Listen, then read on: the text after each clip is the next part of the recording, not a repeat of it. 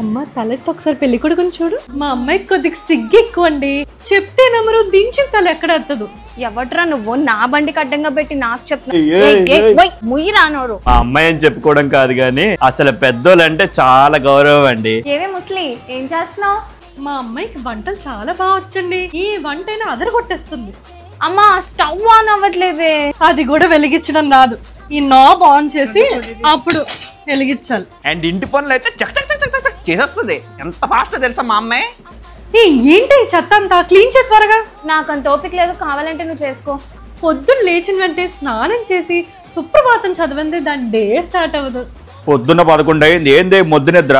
ఆడపిల్ల ఈ టైం వరకు పడుకుంటారా? లేదు అమ్మాయి అయితే చాలా సౌమ్యరాలండి. దేనికైనా సర్దుకుపోతుంది అంతే. ఏంటమ్మా ఈ కూర నాకు నచ్చితే నీకు తెలుసు కదా, నేను ఆర్డర్ చేసుకుంటాను. గొప్పలు మేము చెప్పుకోవడం కాదు కానీ పెళ్ళి అయితే మీరే చూస్తారుగా మా అమ్మాయి గొప్పతనాన్ని. అయిపోయింది బతికి అయిపోయింది.